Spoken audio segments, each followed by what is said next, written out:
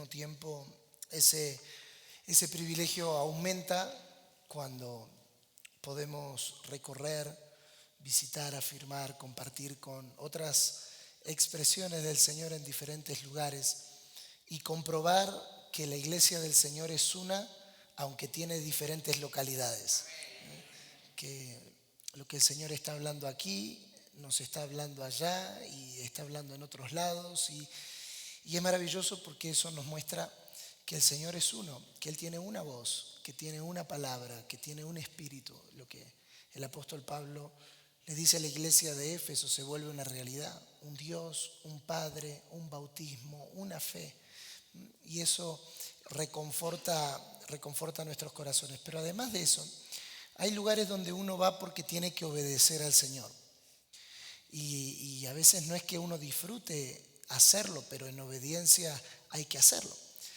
Pero es maravilloso cuando aparte de la obediencia al Señor se conjuga el querer estar, porque eso le da una cuota de alegría, de gozo, de compartir, y eso ha sido la experiencia en estos días aquí, el compartir con sus pastores, con la familia, compartir estos días juntos, disfrutar, reír, hablar, perder y conocer lo que el Señor está haciendo aquí. En esta mañana, o ya en esta tarde, quiero compartir con ustedes un mensaje a modo de conclusión de estos días, de esta visita que el Señor puso en mi corazón y que creo puede desafiarnos. A mí me gusta, en el seminario bíblico aprendimos a redactar los bosquejos con tema, título, fecha, propósito general, propósito específico, texto. Entonces, cada vez que escribo algún bosquejo o algún tema, me gusta completarlo de esa manera. Aunque después no me sale predicarlo homiléticamente, por lo menos para la conciencia de mi profesor de homilética, por lo menos lo hago.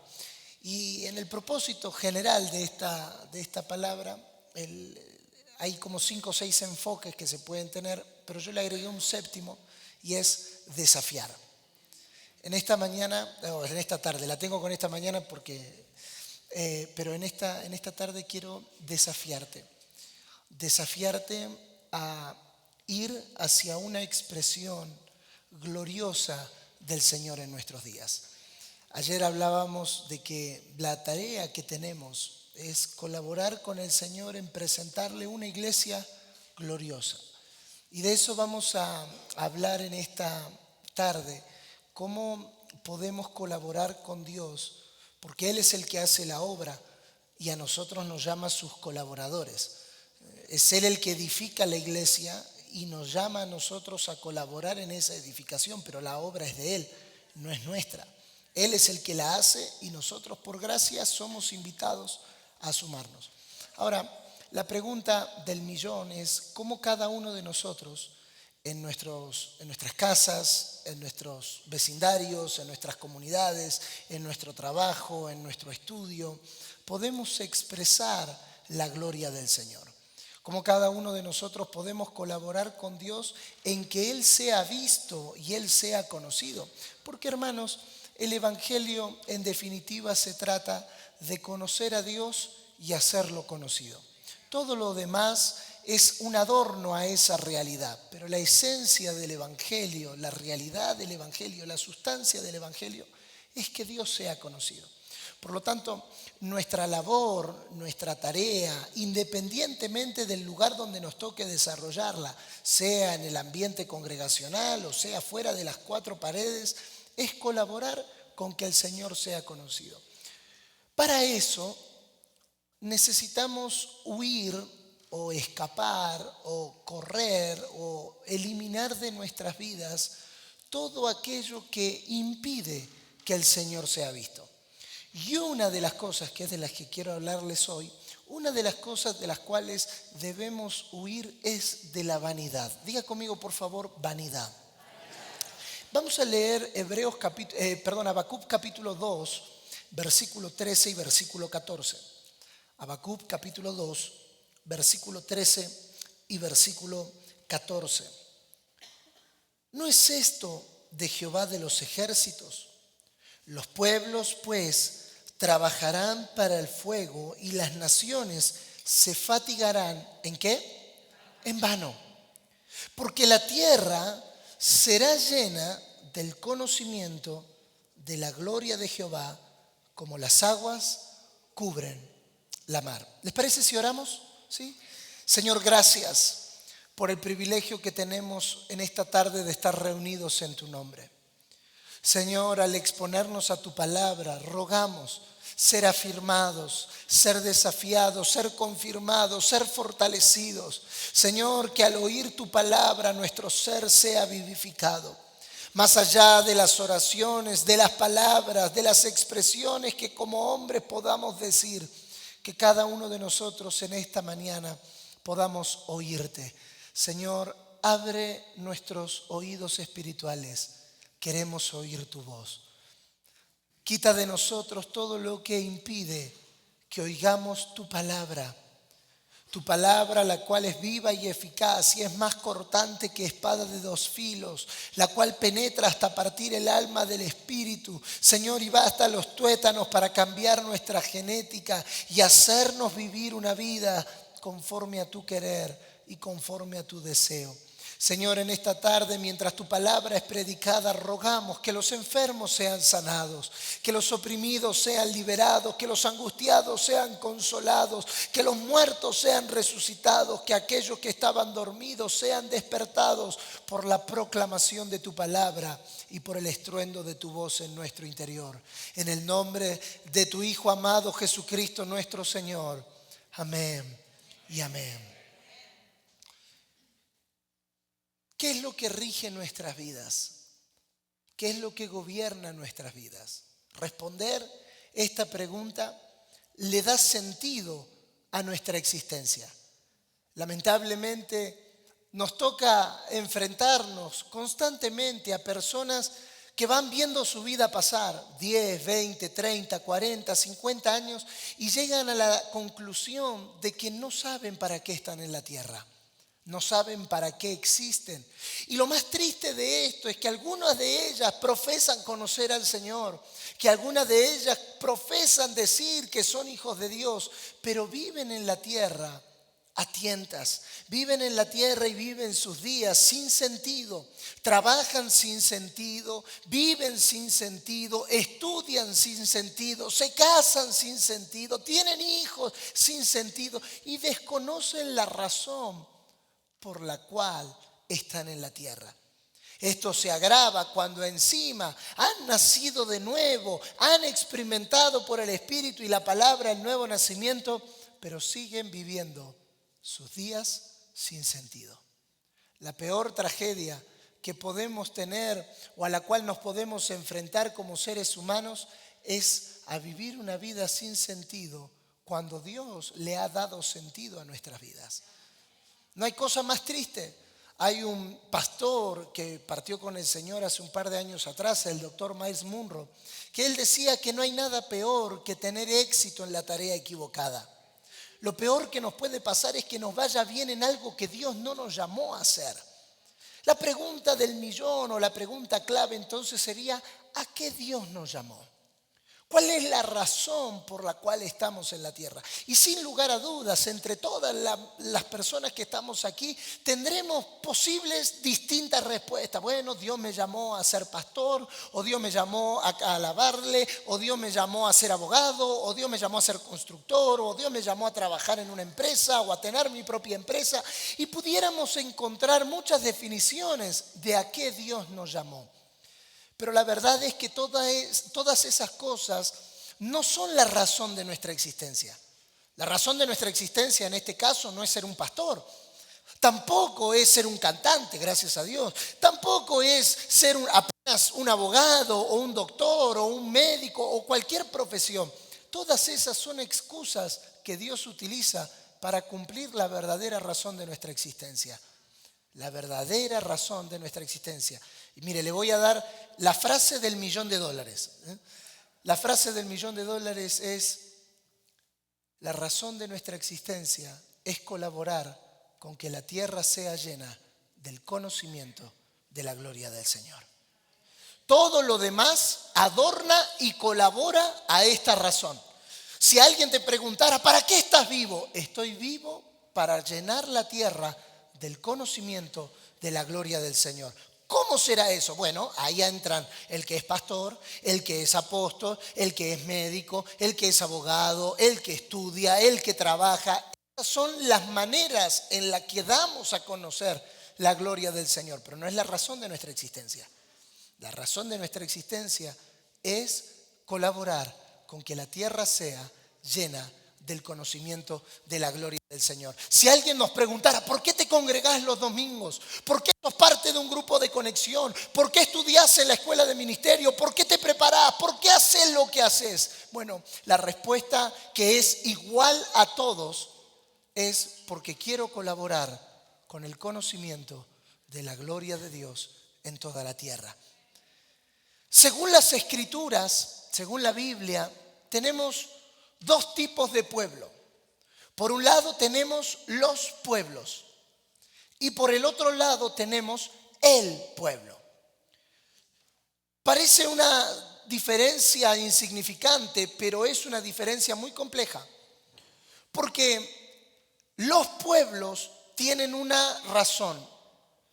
Los pueblos trabajan en vano. El pueblo, diga conmigo por favor, levante su mano conmigo y diga, están hablando de mí. El pueblo de Dios, el pueblo que ha nacido de nuevo, el pueblo que forma parte de la comunidad de los redimidos, trabaja para anunciar las virtudes de aquel que nos llamó de las tinieblas a la luz admirable. El apóstol Pedro va a decir en la primera carta, en el capítulo 2, verso 9 y verso 10, mas ustedes son linaje escogido, nación santa, pueblo adquirido por Dios, real sacerdocio, para que anunciéis las virtudes de aquel que los llamó de las tinieblas a la luz admirable. Antes ustedes no eran parte de este pueblo, eran parte de los demás pueblos. Eran parte de las demás naciones que vivían una vida sin sentido, que vivían una vida sin propósito, que vivían una vida sin razón de existencia. Pero ahora que han nacido de nuevo, son parte de un pueblo escogido, de una nación santa, de un real sacerdocio, de una familia de Dios, para anunciar esta nueva vida que hemos recibido. No nos deja inertes. No nos deja quietos, no nos deja sin sentido, no nos deja sin razón. Es clara la expresión del apóstol Pedro cuando dice, todas estas cosas a las que ustedes fueron llamados tienen un propósito: anunciar las virtudes de aquel que los llamó de tinieblas a su luz admirable. Y esto es maravilloso. Ahora, existe una preocupación que está presente en el Nuevo Testamento. Y la preocupación que gobernaba a los apóstoles que escribieron las cartas era no trabajar en vano. No hay nada peor que haber invertido 20 años de tu vida, 30 años de tu vida en algo o en alguien y terminar descubriendo que todo fue en vano. Hay una palabra muy fuerte que el apóstol Pablo, yo le invito a que la lea conmigo, Filipenses capítulo 2, verso 16. Va a ser, y algo que podemos destacar del apóstol Pablo cuando leemos sus cartas, es el nivel de sinceridad. Pablo no tenía problema en decir las cosas como eran. Y él le va a decir a la iglesia de Filipo, en Filipenses capítulo 2, verso 16, sosteniendo firmemente la palabra de vida, a fin de que yo tenga motivo para gloriarme en el día de Cristo, ya que no habré corrido en vano, ni habré trabajado en vano. Dos expresiones de la vida en Cristo: correr y trabajar. Nuestra vida en Cristo se compara en Hebreos capítulo 12 a una carrera. Puestos los ojos en Jesús, corramos la carrera. Y por el otro lado, la vida en Cristo nos llama a trabajar. Correr y trabajar son dos expresiones de alguien que ha nacido de nuevo y que forma parte del pueblo de Dios. Ahora, la preocupación que embargaba al apóstol Pablo era que su correr y su trabajar no sea en vano. Qué triste sería llegar a los 30, 40 o 50 años de creyente, o peor, llegar a la presencia del Señor y que el Señor diga, ¿corriste? ¿Trabajaste? Pero no sirvió para nada. ¡Wow! ¿Puede ver la seriedad o la tristeza que esto pudiera provocar en alguien? No, es que yo serví a Dios, no, es que yo me congregué, no, es que yo discipulé o yo evangelicé o yo fui cristiano desde la cuna. Y Dios dice, ¿corriste? ¿Trabajaste? Pero fue en vano. ¿Qué es lo peor que le pueden pasar a sus pastores? Lo peor que le puede pasar a sus pastores no es que usted se vaya de la congregación. Lo peor que le puede pasar a sus pastores es que usted venga todos los domingos, asista a todas las reuniones, sea parte de un grupo de discipulado, esté activo en un ministerio, sea parte de un grupo de conexión, pero que en definitiva, al final de los días, todo haya sido en vano. ¿Cuándo algo es vano? Algo es vano cuando no da la medida de lo que Dios espera. Algo es vano cuando no da la medida de lo que Dios espera. Vamos a leer otro pasaje para fortalecer esto. La mayor frustración de alguien que ama a Dios no es que Dios no le responda a sus oraciones. Esa no es una frustración. La mayor frustración de una persona que ama a Dios es haber hecho algo para Dios y que no haya servido para nada. Gálatas capítulo 4, verso 11, si me acompaña. Vamos a leer mucho la Biblia para que la misma palabra nos hable en esta tarde. Gálatas capítulo 4, verso 11. Me temo de vosotros que haya trabajado en vano. Qué duro es recibir, porque nosotros lo estamos leyendo desde Pablo, pero pongámonos por un momento en la iglesia de Galacia, que está recibiendo una carta de su autoridad y la persona que reconocen como autoridad en el Señor le está diciendo, ¿saben qué? Me doy cuenta que con ustedes perdí el tiempo. Ponga cara de que usted es la iglesia de Galacia y le dicen, ¿sabe qué? Me temo y me doy cuenta que después de todos estos años no entendiste nada. Y es más, porque ahora vamos a leer algo que Pablo les va a decir, que es fuertísimo. Me temo, y otra versión, la versión Dios habla hoy, dice, mucho me temo que mi trabajo entre ustedes no haya servido de nada. ¡Wow! Ahora, hay otra buena noticia, gracias a Dios, y es que todo trabajo que hacemos bajo el gobierno del Señor no es en vano. Y ese es el consuelo del apóstol Pablo. Primera de Corintios capítulo 15, verso 58. Así que hermanos míos y amados, estad firmes y constantes creciendo en la obra del Señor siempre, sabiendo que vuestro trabajo en el Señor no es en vano. Ahora, ¿qué significa vano? ¿Qué significa esto que vive la gente sin Dios? ¿Qué significa esto que viven algunos creyentes tristemente con Dios? Vanidad es hacer, ocuparse y dedicarse a muchas cosas que no tienen sentido.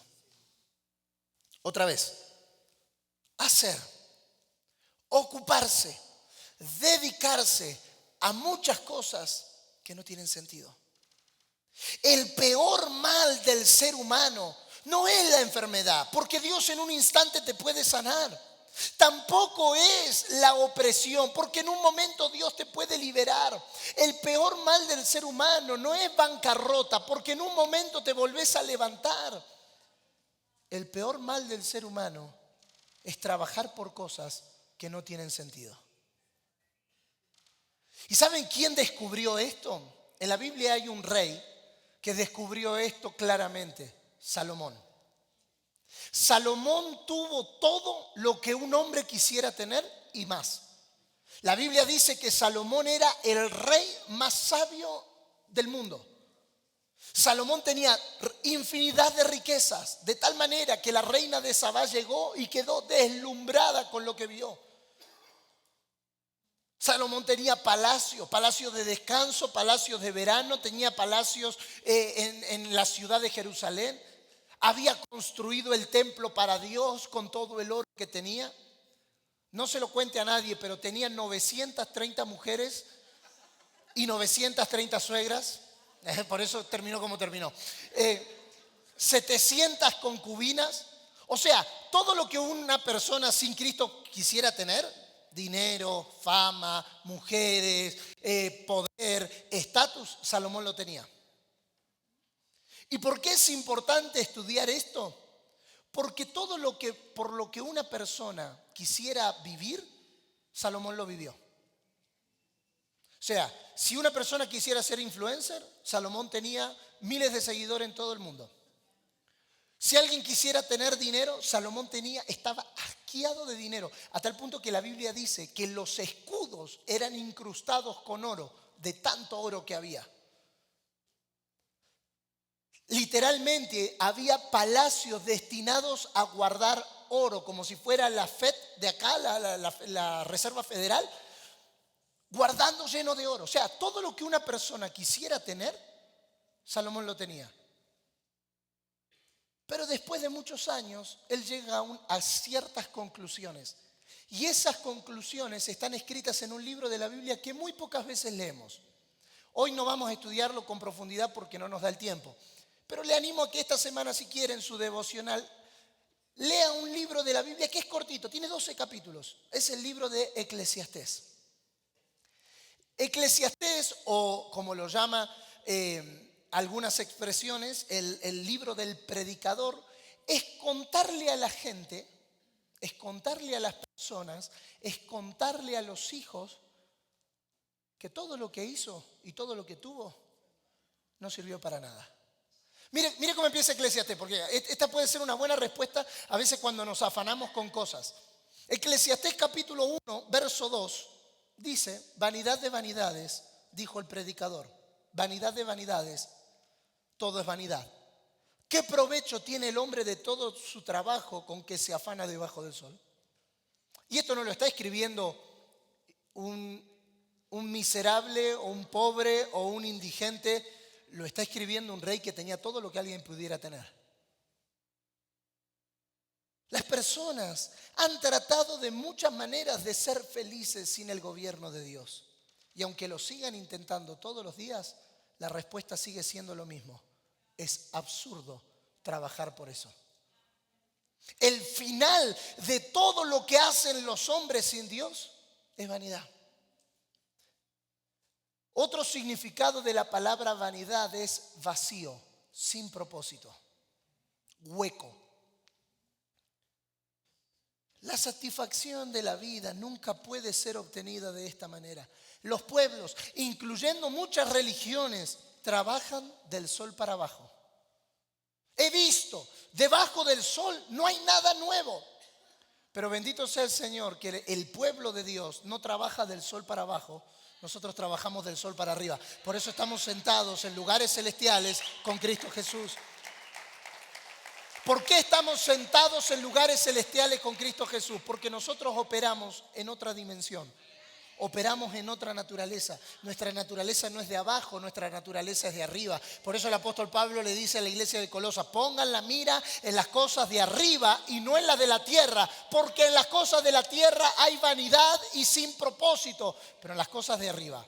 Había un viejo himno, no vamos a cantar, quédate tranquilo, pero un viejo himno que decía: más allá del sol, más allá del sol. Pero no es una esperanza futura. Bueno, hermano, si usted ama a Cristo, aguante en la tierra, porque cuando usted se muera, más allá del sol, tiene una mansión esperándola. Y nos decían a los que tenemos muchos años en el Señor que como sea tu vida en la tierra, era preparando tu mansión en los cielos. Eso no está en la Biblia en ningún lado, pero quedó lindo y después se reprodujo por todos lados.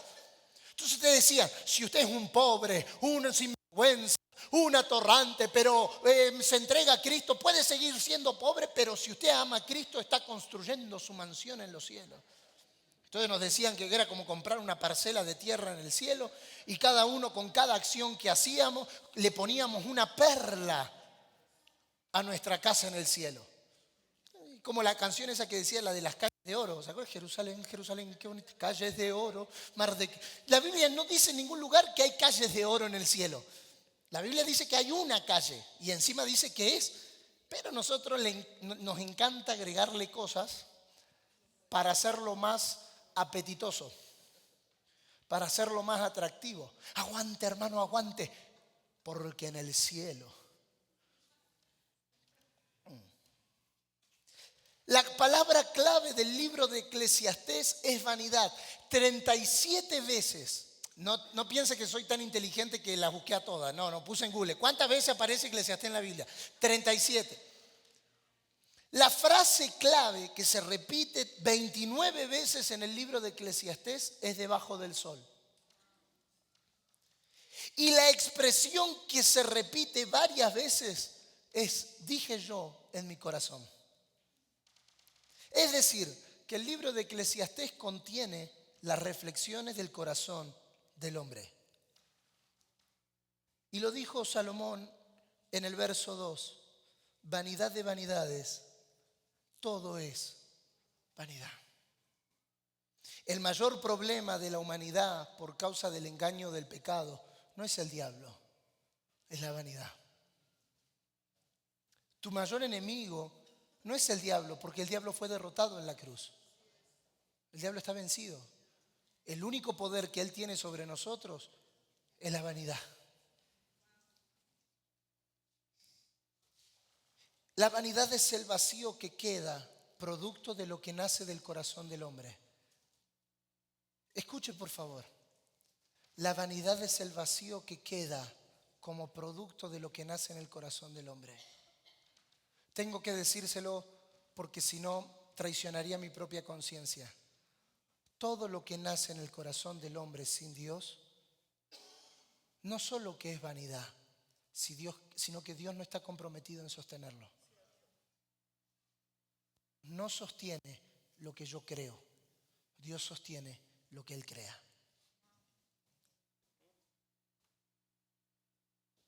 Juan 3:6, todo lo que es nacido de la carne, carne es.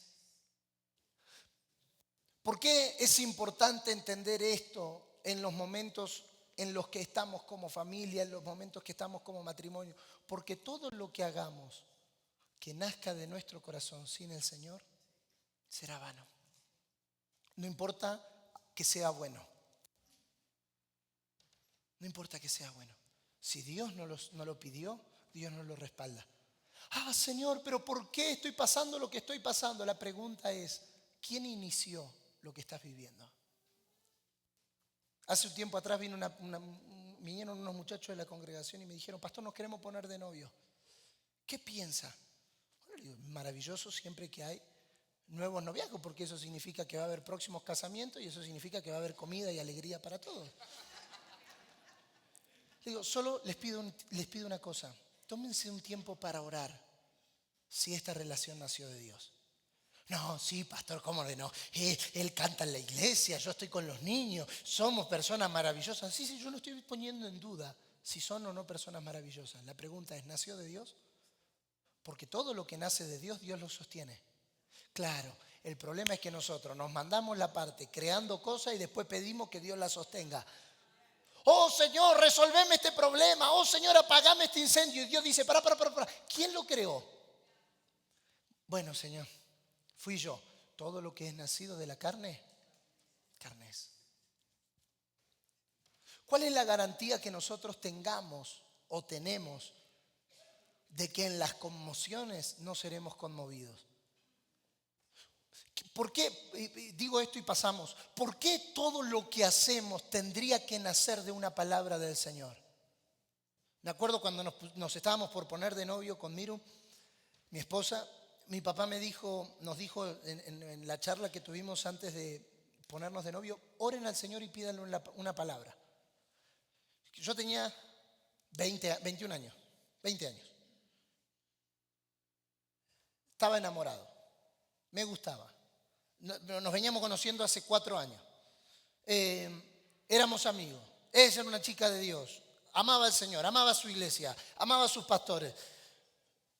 Ya está. O sea, no es que estaba yendo a buscar al mundo y viendo cómo la convertía para... No, era una chica del Señor, amaba al Señor. Ya está, no necesitábamos, ya está, listo. Y mi papá nos dijo, oren al Señor y pídanle una palabra. Y dentro mío, esto, espero que mi papá no mire esto, pero dentro mío dije, tan espiritual vamos a hacer, ya está, no, somos amigos, nos amamos, no queremos, ya está.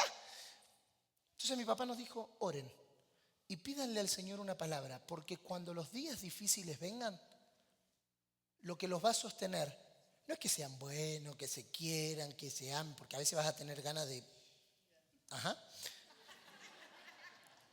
sino la palabra. Y entonces retrasamos el proceso un par de meses hasta que los dos tuviéramos una palabra del Señor. Y cuando vinieron momentos difíciles en estos 8 años de matrimonio, no nos recordamos de que ella era buena, de que yo era bueno, más o menos, de que éramos de cristianos desde la cuna. No, lo que nos recordamos fue que nuestra relación, nuestra pareja, nuestro matrimonio había nacido en el Señor. Y todo lo que nace de Él, Él lo sostiene. Todo lo que nace de Él, Él lo sostiene. Óigame, tu empresa, Dios no la va a sostener si no nació de Él. Dios no sostiene lo que nosotros creamos.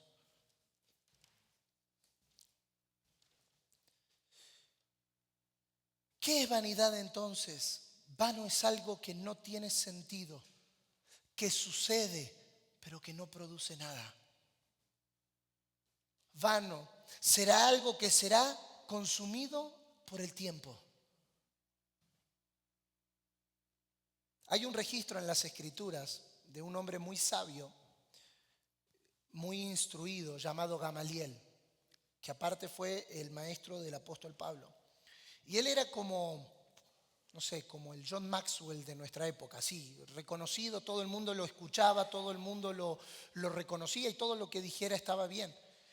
Y la gente va a pedirle a Gamaliel que ponga un freno a la iglesia, porque Jesús había muerto, decían que había resucitado, la doctrina de ellos estaba llenando toda Jerusalén, la gente se estaba convirtiendo, estaba abandonando el judaísmo y se estaba convirtiendo al cristianismo. Y entonces van y le dicen a Gamaliel, esto hay que pararlo.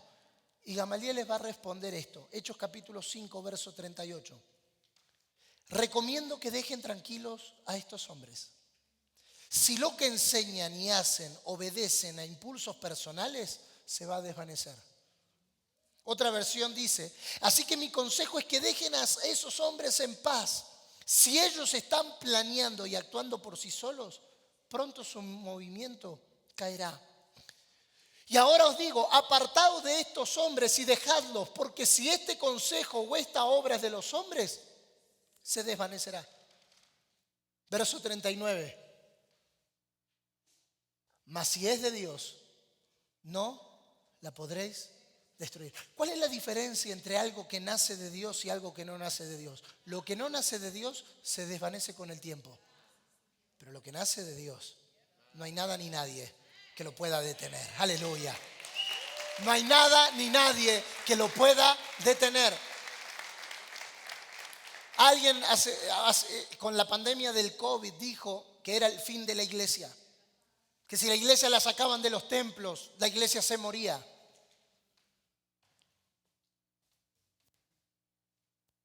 Aquí estamos, ¿no? Porque lo que nace de Dios no se puede detener. ¿Cuál es la garantía que tenemos como iglesia?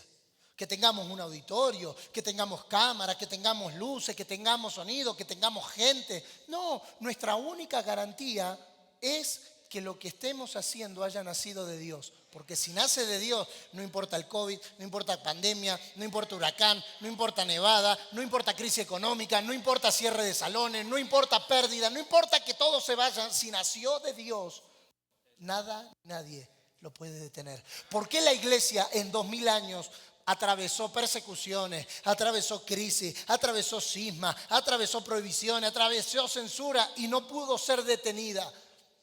¿Sabe? En la década del 60, en China, subió Mao Zedong, un líder comunista. Y la primera medida de Mao Zedong fue prohibir el cristianismo en China.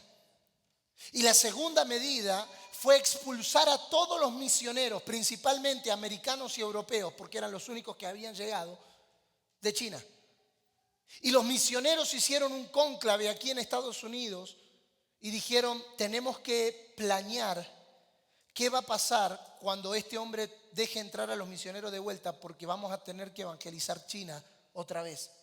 Y entonces pasaron 25 años, hasta que hubo un cambio de gobierno, y durante 25 años hubieron asociaciones evangelísticas que decían, bueno, cuando volvamos vamos a tener que hacer esto, y comenzaron a estudiar y a hacer maneras de cómo evangelizar China de vuelta. Se estima que cuando Mao tomó el poder había 300,000 cristianos en China. Se abren la puerta a los misioneros. Esto está contado en el libro Caminos Olvidados de Alan Hirsch. Cuando se abren de vuelta las puertas para que los misioneros vayan a predicar, se encuentran con que la iglesia en China no solo no se había detenido, sino que ahora tenía 25 millones de personas que habían confesado a Jesús como su Señor y Salvador. La pregunta es cómo. Ahí nace, si alguno de ustedes ha escuchado, el concepto de iglesia subterránea. Se reunían en el campo, se reunían en las cuevas, y los misioneros pensaban que sin ellos la iglesia china se iba a cerrar. Pero todo lo que nace de Dios no se puede detener. Aleluya. Todo lo que nace de Dios. ¿Cuál es nuestra mayor esperanza y al mismo tiempo nuestra mayor convicción? Que todo lo que hagamos nacido de Dios puede pasar problemas, puede pasar adversidades, puede pasar fuego, puede pasar lluvia, puede pasar río, puede pasar viento, pero no será detenido. Aleluya. No será detenido. Necesitamos renunciar a toda obra que no nace de Dios, que no tiene valor para Dios ni tiene valor eterno. Está bien que trabajes por tu casa, pero tienes que saber que más tarde o más temprano es simplemente madera o ladrillo. Está bien que trabajes por tu auto, está bien que trabajes por tus vacaciones, es maravilloso, no te estoy diciendo que no, lo que te estoy diciendo es cuidado, que eso no se convierta en un monumento a la vanidad.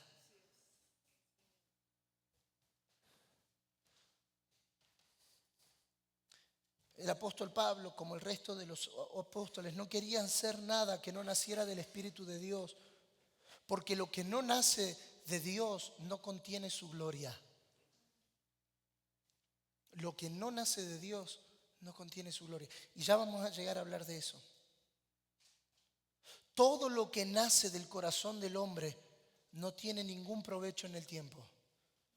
Mire Eclesiastés 1:3. ¿Qué provecho obtiene el hombre de todo el trabajo con que se afana debajo del sol? ¿Cuál es el provecho? ¿Comprarte una casa más grande? ¿Tener un auto último modelo? ¿Irte de vacaciones? No sé. ¿Cuál es el provecho? Porque cuando llegamos al final de cuentas, ¿de qué le sirve al hombre ganar el mundo entero y perder su alma? Y por favor, entiéndame, esto no es un mensaje dedicado a que no trabajes, a que no... No, la pregunta no es esa. La pregunta es ¿qué sentido tiene si no nació de Dios? ¿De qué te sirve llenarte los bolsillos de dinero? Bueno, pastor, vivir mejor. ¿Vivir mejor según quién? ¿Vivir mejor según quién? ¿Quién define qué es vivir mejor? Oh, sí, porque está lindo irse de vacaciones, salir a comer, dormir en un hotel. Está maravilloso y todas esas cosas son buenas. Pero eso gobierna nuestras vidas. ¿Será que solo para eso estamos? ¿Solo para vivir una vida como viven los demás? ¿O será que nuestra vida debe de tener un mayor sentido y una mayor trascendencia que trabajar por lo que perece? No quiero gastarme la vida y gastarme los mejores años de mi vida trabajando por cosas que el tiempo se las lleva. Y aguánteme porque ya vamos a la parte positiva. Esta es la parte negativa. Aguánteme. Solo lo que nace de Dios contiene su gloria. Y vamos a llegar a hablar de eso. Sin la predicación del Cristo crucificado, todo es en vano. Gálatas capítulo 3, lo mencionamos el primer día, pero vamos a leerlo juntos. Gálatas capítulo 3, verso 1. Y lo voy a leer en una versión que es fuerte. Pero que nos va a dar la perspectiva de la seriedad de lo que significa vivir una vida sin sentido. ¡Ay, Gálatas tontos! ¿Quién los ha hechizado? Pues el significado de la muerte de Jesucristo se les explicó con tanta claridad como si lo hubieran visto morir en la cruz. Déjenme hacerles una pregunta.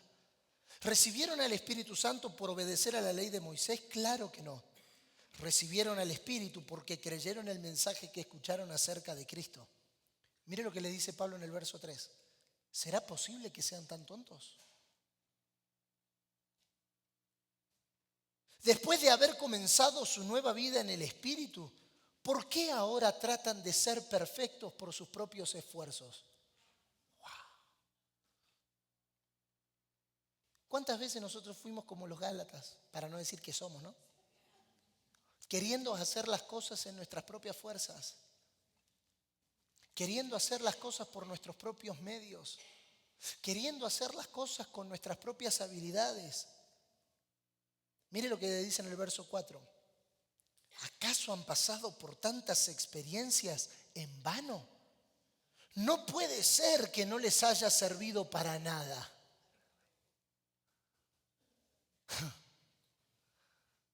¿Acaso pueden ser tan tontos? No le voy a decir que le haga la pregunta a su hermano para que no aproveche y se desquite, ¿no? Si es el esposo o la esposa. Sí, pastor, se lo vengo diciendo hace 20 años. ¿Puede alguien haber recibido a Cristo? ¿Puede alguien vivir la nueva vida y terminar viviendo una vida sin sentido? Según Gálatas, sí. Según Gálatas, no solo los que están muertos sin Cristo pueden vivir una vida sin sentido. ¿Y sabe cuál es la peor tragedia? Es tener la nueva vida y vivirla sin sentido.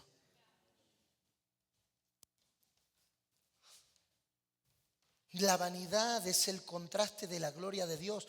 Todo lo que el hombre produce sin el gobierno de Dios es un trabajo en vano.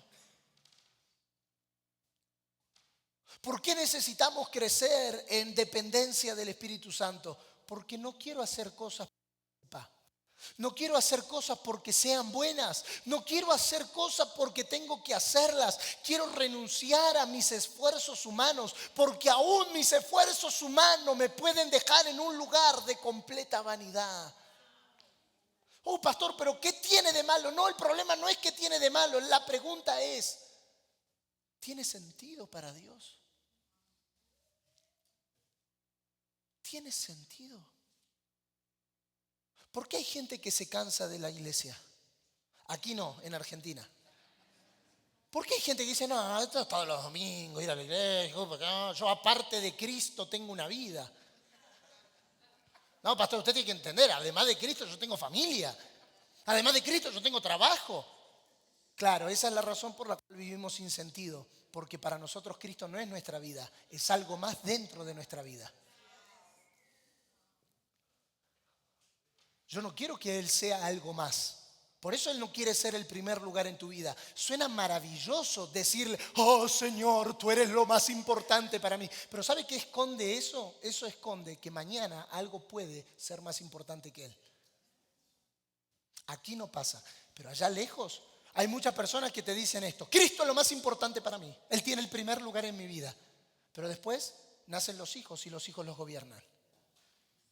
Ay, no, pastor, no vine a la reunión porque el nene se cansa, se aburre, quería quedarse.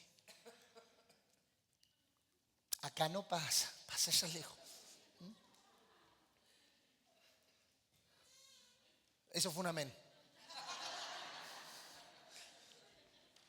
Señor, tú eres lo más importante para mí. ¿Qué significa que Él sea lo más importante? Que mañana algo más puede ser lo más importante.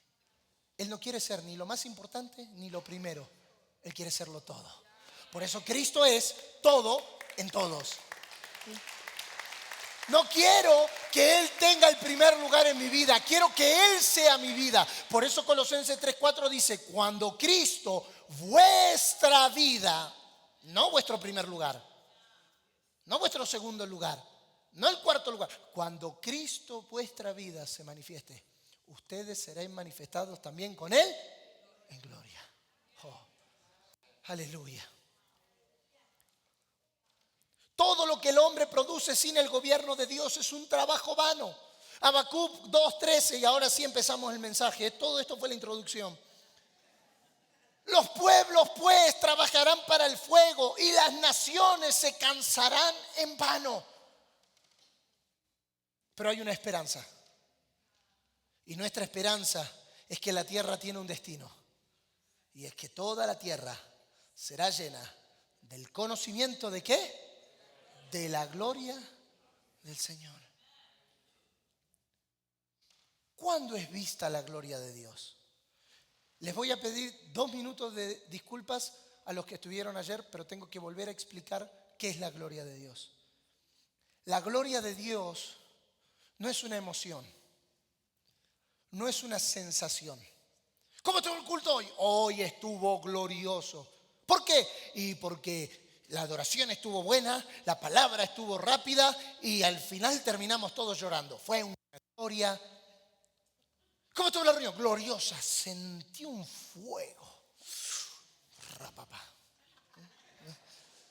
Sentí algo acá adentro. ¿Fue glorioso? No. La gloria de Dios no es una emoción, no es una sensación, no es una experiencia. En el Antiguo Testamento la gloria era una nube, pero en esta realidad la gloria no es una nube. ¿Qué es la gloria de Dios entonces? La gloria de Dios es la imagen de Cristo siendo vista. Ayer leímos varios pasajes, puede buscar la grabación de ayer, de lo que representa y de lo que significa la gloria del Señor. Nosotros tenemos una mala concepción, una concepción vana. Señor, llena con tu gloria este lugar. Y Dios dice, ya está llena. Isaías capítulo 6, verso 3, dice, toda la tierra está llena del conocimiento de la gloria, está llena de la gloria del Señor. La gloria no baja. La gloria ya está. Lo que pasa es que no se conoce. Hay tanta gloria de Dios en la tierra como hijos de Dios en ella. Lo que pasa es que no se conoce. La gloria de Dios está. Mire el que está a su lado, por favor. Mire la cara de gloria de Dios que tiene. En su hermano, si ha nacido de nuevo, está la gloria de Dios, solo que no se ha visto. ¿Cuál es nuestra tarea como iglesia? Trabajar para que esa imagen de Cristo que ya está en los que han nacido de nuevo, se vea. Se vea. Vamos a profundizar en esto por unos minutos. Yo le prometo que en 10 minutos termino. ¿Cuánto me dan 10 minutos? 10, 20, 30, 40, 50, 60. Está bien, está muy bien. ¿Cuándo es vista la gloria de Dios? O cuando invitamos al predicador de Argentina. ¿Cuándo es vista la gloria de Dios? No, cuando traemos a Benny Hinn. ¿Cuándo es vista la gloria de Dios? La gloria de Dios es vista en la madurez de la iglesia. La gloria de Dios es vista en la madurez de la iglesia. La salvación soluciona una necesidad humana. Estábamos muertos. El diagnóstico era frío. Toda persona sin Cristo está muerta. Y ahí es donde entra la salvación. Dios, que es rico en su gran amor con el que nos amó, nos dio vida, nos salvó dándonos vida. La salvación es una respuesta a una necesidad humana. La palabra salvación, entre otras cosas, significa liberación de todo mal. Pero la madurez es la respuesta a la esperanza del Padre.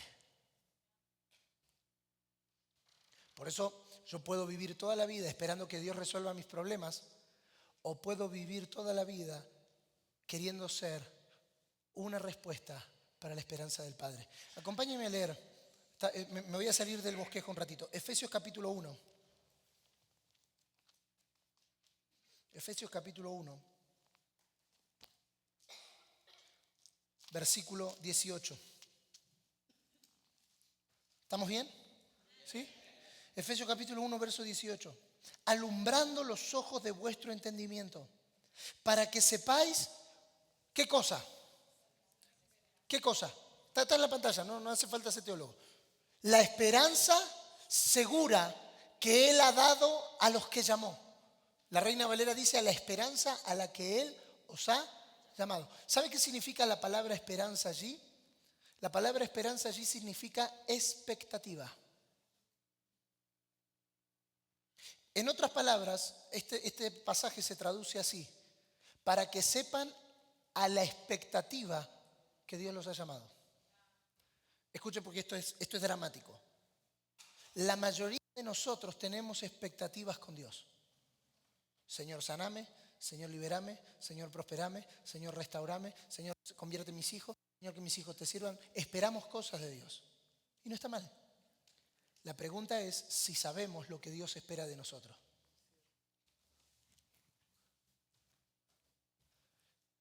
¿Dios espera algo de mí? Isaías capítulo 5. Isaías capítulo 5. Verso número 3. Ahora pues, vecinos de Jerusalén y varones de Judá, juzgad ahora entre mí y mi viña. Mira el verso 4.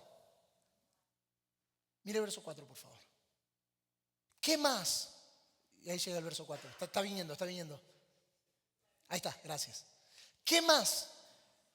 Este es Dios hablando.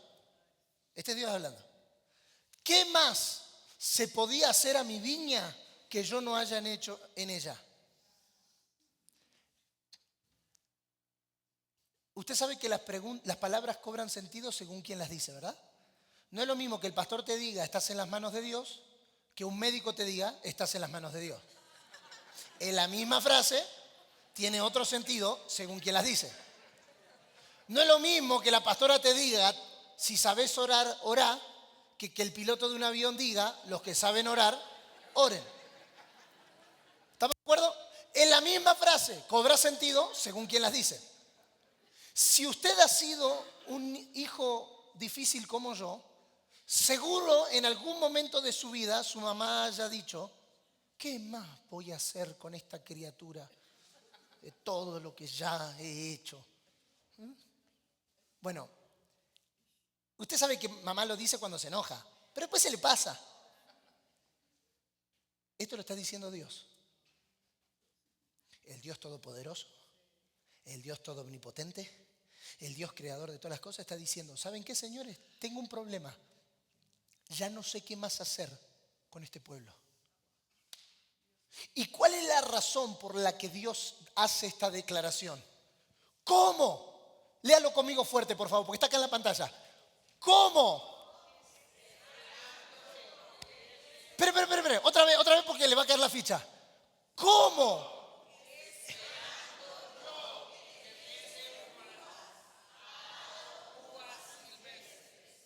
¿Qué es lo que Dios espera? Dios espera lo que nos dijo la pastora cuando ministró la ofrenda. Un fruto que no es el que yo quiero darle. Es el fruto que Él quiere recibir. Nosotros nos llenamos de cosas. Señor, esto es para vos. Y Dios dice: gracias, pues yo no te lo pedí. Señor, acá está mi suegra, padre, llévate. Y dice: no, si no la querés vos, menos la voy a querer yo. Mentira, suegra. No. Mi suegra está conectada, así un besito a la suegra. Dios espera de nosotros. Y escuche porque usted no diga nada, no se mueva, no haga una mueca, nada. Usted quietito la pasa más lindo. Dios esperaba uvas. Israel le dio uvas silvestres. Yo no sé en su país, pero en Argentina dijéramos algo como esto. Bueno, uva silvestre, es uva. No nos vamos a poner tan exquisitos. Bueno, señor, no es el fruto que vos esperás, pero bueno, por lo menos vengo todos los domingos. Ah, no es lo que vos querés. Vos querés que yo viva una vida para vos todos los días, pero bueno, yo te la presto un día a la semana. Pero bueno, algo es algo. Al menos vengo. Al menos ofrendo. El tema es que no es lo que yo quiera darle. Adoración no es darle a Dios lo que yo quiero. Oh, Señor, te doy lo mejor de mí. Dios dice, mira, lo mejor de vos es trapo de inmundicia para mí. Y entonces la pregunta es, ¿y qué es lo que Dios espera de mí? Lo que Dios espera de mí es un fruto. Diga conmigo, un fruto. Un fruto. No es muy complicado. Es una sola cosa. La imagen de Cristo formada en mí. En eso se resume todo el Evangelio. Nosotros lo llenamos de un montón de cosas, pero el Evangelio básicamente es formar a las personas conforme a la imagen de Cristo. Por eso son los procesos, por eso son las pruebas, para eso los procesos de madurez, para eso el entrenamiento, para eso el discipulado, para eso nos congregamos, para eso nos reunimos, para que Cristo sea formado. Y esto, hermanos, cuesta. Por eso Pablo, Gálatas 4:19, dice, otra vez vuelvo a sufrir dolores de parto. Y las hermanas dicen, Señor. Pablo compara, encima Pablo habla de algo que él no vivió, porque él no parió. Pero cuando tiene que comparar la formación de Cristo, va a la experiencia más dolorosa de una mujer, dar a luz. Y dice que formar a Cristo no es, bueno, no, vení que te formo a Cristo. Conlleva un proceso. ¿Qué es lo que Dios espera? Porque para eso es nuestra madurez. Nuestra madurez no es para decir, oh, yo acá llegó el super maduro cristiano evangélico pentecostal de la última hora, aleluya, gloria a Dios, apostólico profético del nuevo pacto. Sí. No, valía la aclaración. No, la madurez no es para engrandecerme de mi madurez. No, vos ya vas a llegar. Ya, no, la madurez no exalta al argentino que llevo adentro. Todos llevamos un argentino adentro. Hay que matarlo, hay que matarlo. La madurez no es para exaltarme a mí. Lo que me permite acceder a la madurez es a darle a Dios lo que Él espera. Yo quiero vivir para dar el fruto que Dios espera. Porque eso es vivir una vida con propósito. Empiezo a cerrar, que no es lo mismo que estoy cerrando. Empiezo.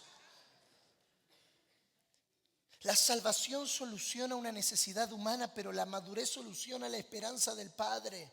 Lo único que puede romper el lazo de la vanidad de nuestras vidas es vivir por la esperanza del Padre.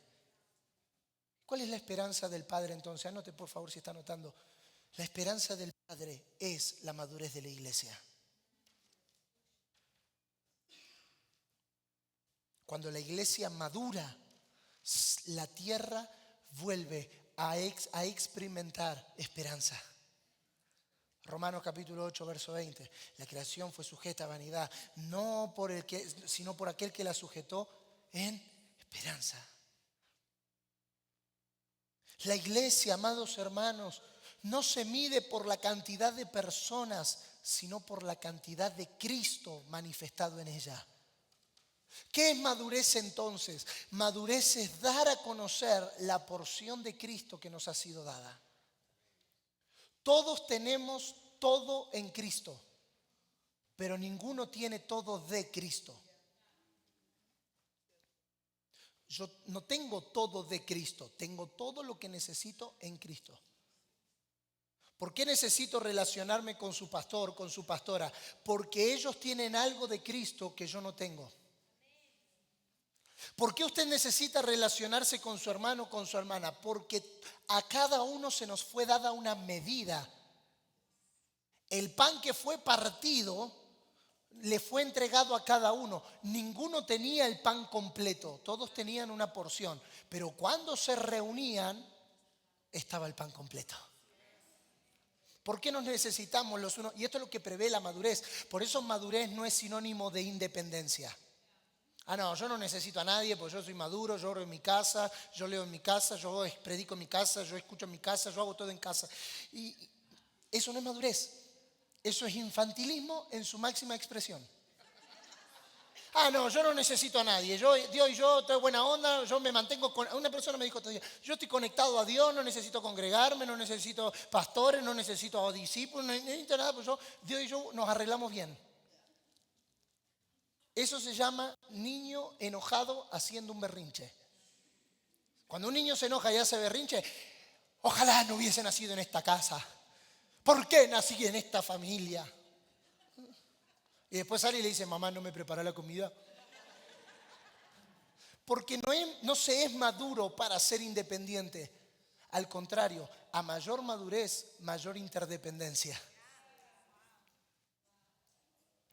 Necesito lo que Gabriel tiene de Dios. Entonces nos conviene caminar juntos porque nos necesitamos. La madurez te permite entender que necesitas el cuerpo. Por eso no existe verdadera madurez fuera del cuerpo. No existe verdadera madurez fuera del cuerpo.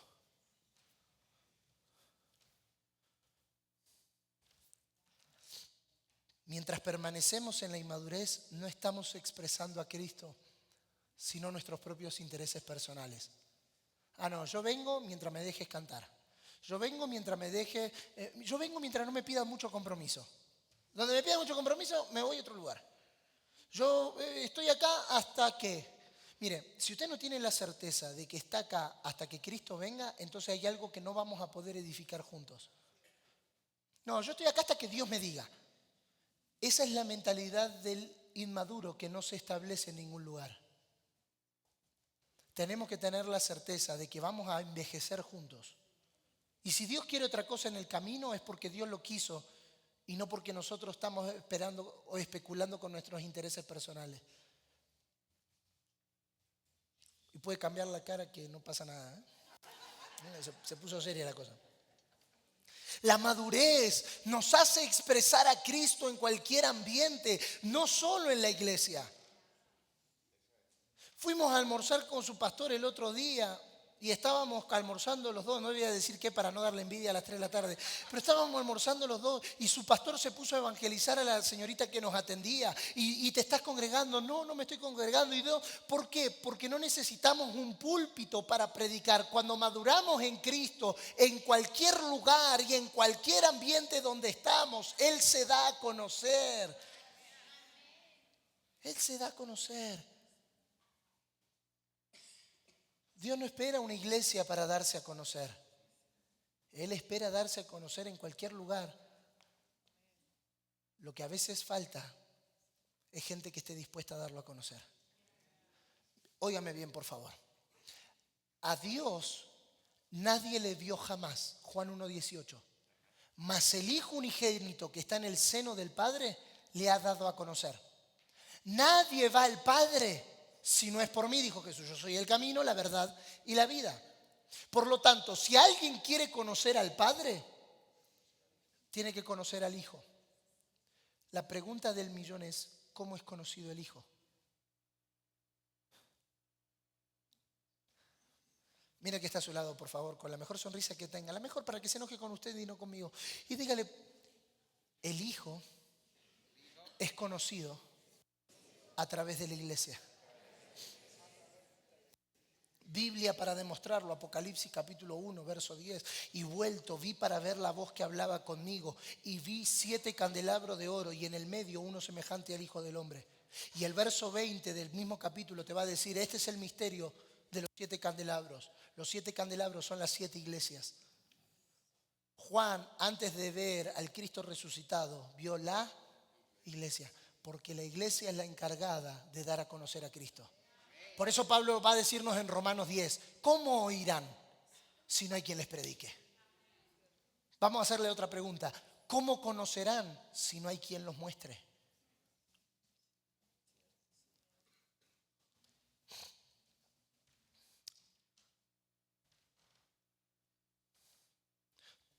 Tenemos una palabra que es un ancla de esperanza para nuestras vidas. Y es que toda la tierra está siendo llena del conocimiento de la gloria del Señor. Que todo Denver será lleno del conocimiento de la gloria del Señor. Que todo Colorado será lleno del conocimiento de la gloria del Señor. Que todo Estados Unidos y las naciones de la tierra. ¿Por qué?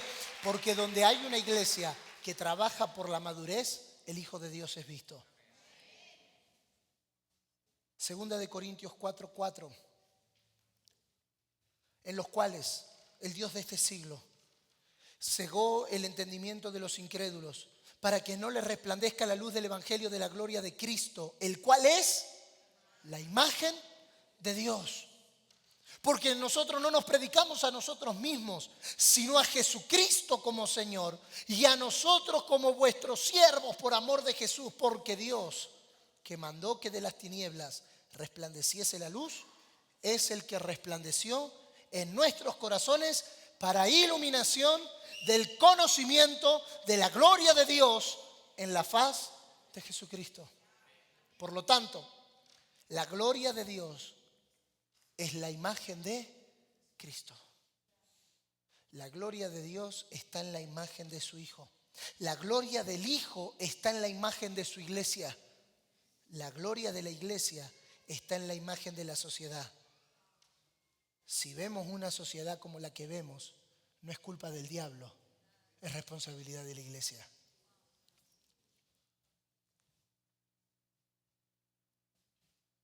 Debería darnos vergüenza la condición de nuestras ciudades. No, lo que pasa es que eso es culpa de los gobernantes, pastor. No, eso es culpa de los narcos. No, eso es culpa de la prostitución. No, eso es culpa de los demócratas. No, eso es culpa de los republicanos. No, eso es culpa del presidente. La pregunta no es quién es el culpable, sino quién es el responsable. Dios nunca buscó culpable. La mujer fue culpable de comer el árbol, pero Adán fue el responsable por aceptarlo. O nos pasamos toda la vida buscando culpables, o asumimos la responsabilidad. No, pastor, esto pasa en el matrimonio. No, pastor, es que ella. No, pastor, es que él. No, pastor, es que aquel. No, pastor, es que el otro. No es quién es el culpable, sino quién es el responsable. Puede ser que el culpable de la sociedad que tenemos sean muchas personas, pero en definitiva, la responsabilidad es de la iglesia. Nuestra ausencia de expresar la imagen de Dios ha dado a luz la sociedad que tenemos. Vergüenza en el vocabulario bíblico es la pérdida de la gloria de Dios. Adán y Eva estaban vestidos de gloria. Esto lo afirma Salmo 104, verso 2. Su vestimenta era de gloria, era de luz. Cuando pecaron, se dieron cuenta que estaban ¿cómo? Se dieron cuenta que estaban desnudos y tuvieron vergüenza. La vergüenza es nada más y nada menos que la pérdida de la gloria de Dios. La vergüenza de Adán y Eva fue verse desnudos sin las vestiduras de gloria. La vergüenza de la cruz fue la pérdida de su gloria. En la cruz Jesús estaba como desnudo.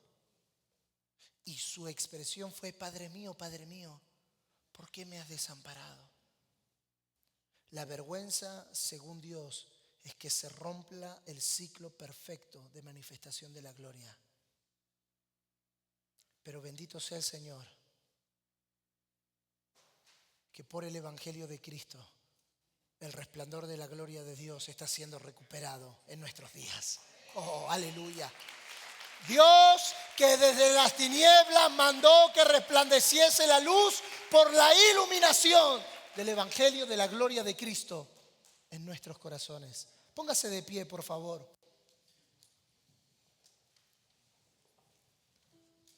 ¿Para qué vivimos entonces? Cerramos como empezamos. Vivimos para manifestar la gloria de Dios, que es la imagen de su Hijo. Primera de Corintios capítulo 10, verso 31. Primera de Corintios capítulo 10, verso 31. Entonces, ya sea que comáis, que bebáis o que hagáis cualquier otra cosa, hacedlo todo para la gloria de Dios. Trabajamos, corremos, no en vano. Trabajamos para que la imagen de Dios sea vista en nuestra generación. La esperanza de Denver no está en más iglesias evangélicas. La esperanza de Denver está en el aumento de Cristo en la tierra por medio de su iglesia. La vanidad es todo aquello que está vacío de Cristo, ya sea en lo que somos o en lo que hacemos. Cuando vemos nuestra ciudad y el estado en el que ella está, cuando vemos nuestras familias y vemos el estado en el que está, debiéramos arrepentirnos de todas las cosas que hemos hecho sin Cristo. No quiero una vida vana. No quiero una vida sin sentido. No quiero una vida sin propósito. Oh, pastor, pero tengo 14 años, tengo 15 años, tengo 20 años. Estás en el mejor momento de tu vida para decidir no vivir una vida sin propósito. Estás en el mejor. No, pastor, pero llevamos apenas 2 años de casado. Tenemos que equivocarnos. Existe una manera de vivir sin equivocaciones. Y es sabiendo para qué vivimos. Todo lo que hagas, sea de palabra o sea de hecho, yo te garantizo que cuando tú estás en tu trabajo, no importa que sea operando una persona o limpiando un zapato, hay dignidad en los dos si se trabaja. Pero si estás haciéndolo para la gloria de Dios, Dios es visto. ¿Sabe? Este principio gobernó la iglesia de la Reforma. Y es interesante cuando usted estudia las sociedades post-reforma, países como Suiza, como Alemania, como Reino Unido, países como mi mente se me escapa ahora, como Dinamarca, que abrazaron el evangelio del reino, vivían bajo esta premisa: todo lo que hagan, háganlo para la gloria de Dios. Entonces, ¿qué pasaba? Había un zapatero haciendo zapatos, y cuando estaba haciendo el zapato, él no estaba pensando en que lo estaba haciendo para el cliente. Estaba pensando que el zapato que estaba haciendo lo estaba haciendo para la gloria de Dios. Así nacieron los relojes suizos. Los relojes suizos tienen su origen en gente cristiana que decía: hay que hacerlo mejor posible porque hay que hacerlo para la gloria de Dios. Entonces las naciones, esto es un estudio sociológico, las naciones que abrazaron la reforma protestante despegaron culturalmente, porque ya no estaban escribiendo música para ellos, lo estaban haciendo para la gloria de Dios. Ya no estaban construyendo casas para ellos, estaban construyendo casas para... Pero cuando usted ve naciones como España, naciones como Francia, naciones como Portugal, que se quedaron arraigados en la fe católica, experimentaron un retroceso de 300 años, porque la gente que estaba en esas naciones no hacía nada para la gloria de Dios. ¿Qué quiero decir con esto, hermano? Que si tu trabajo es lavar autos, lávalos para la gloria de Dios. Y entonces tu lavadero será el lavadero más buscado por toda la ciudad. No sé, si vendes casas, vende las mejores casas para la gloria de Dios. Y entonces yo te garantizo que nunca te faltará trabajo, porque Dios respalda lo que es para su gloria. Oh, levanta tus manos y adora al Señor. Porque si todo lo que haces lo haces para la gloria de Dios, entonces Dios respaldará el trabajo de tus manos. Esta casa será una casa de muchos empresarios, de mucha gente de negocio, de mucha gente dueña de campo, dueña de propiedades, dueña de tierra, pero no para sí mismo, sino para la gloria de Dios. Te convertirás en el mejor en tu trabajo. Te convertirás en el mejor en tu vecindario. Tu casa será la más linda del vecindario. No porque sea la casa más grande o la casa más cara, sino porque tú sabes que lo que estás haciendo allí lo haces para la gloria de Dios. Escapa en esta tarde de la vida vana. Escapa en esta tarde de la vida sin sentido.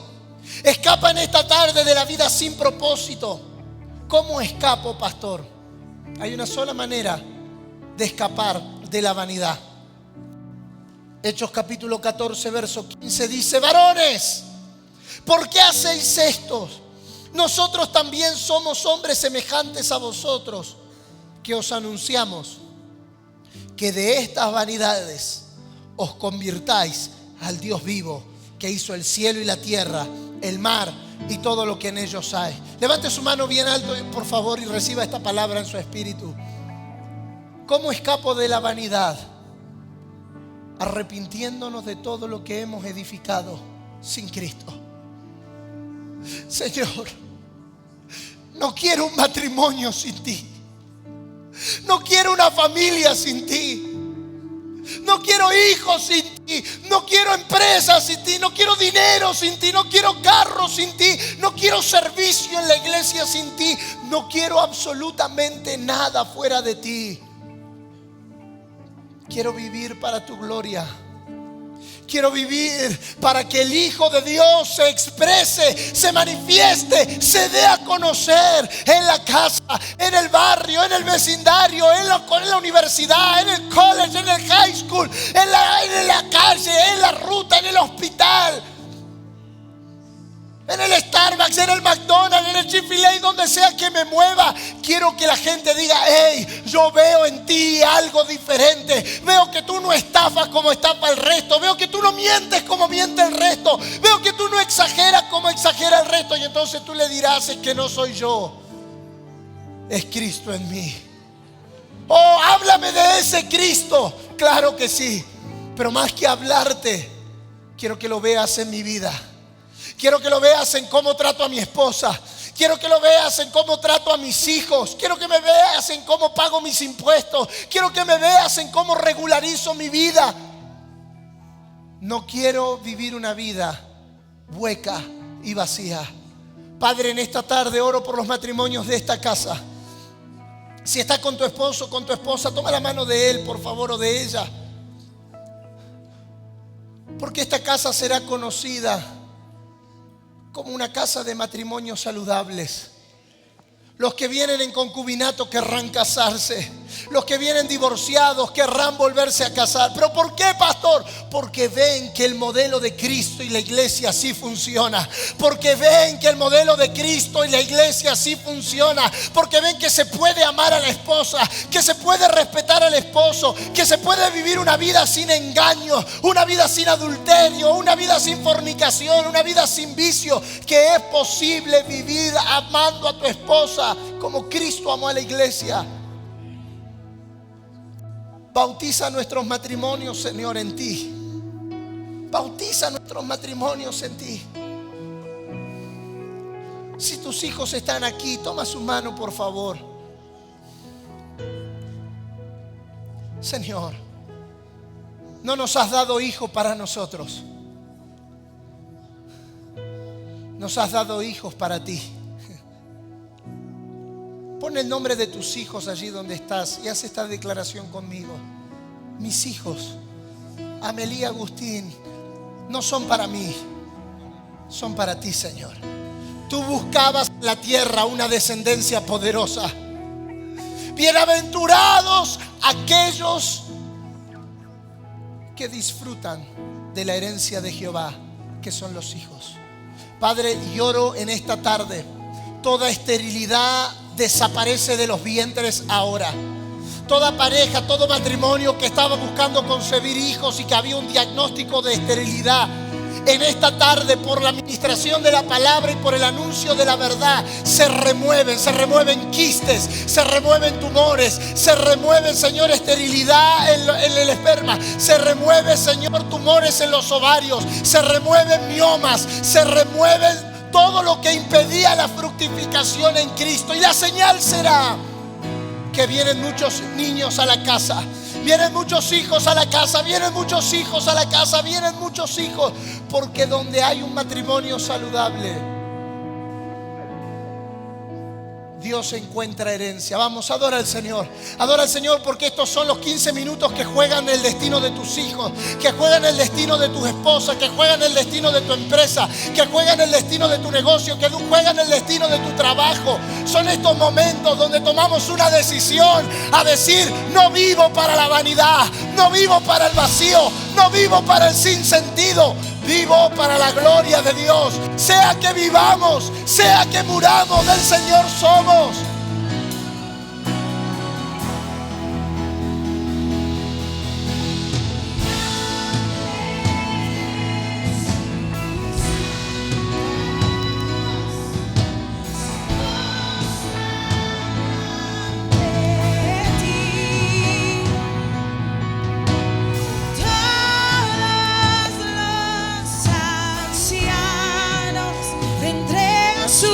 Coronas delante de ti, eres digno de adorar,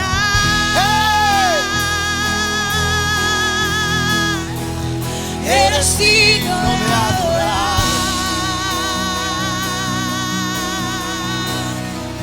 Todo viene de ti y todo es para ti, a ti sea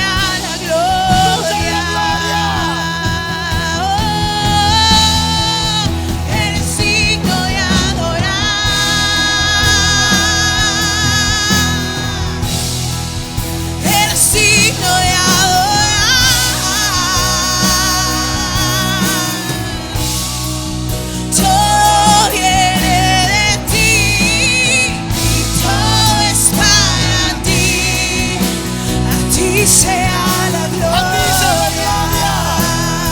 Eres digno, eres digno de adorar.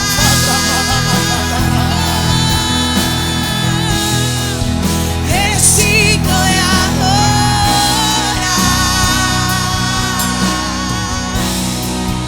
Todo viene de ti y todo es para ti. A ti sea la gloria. Tome la mano de la persona que está a su lado, por favor.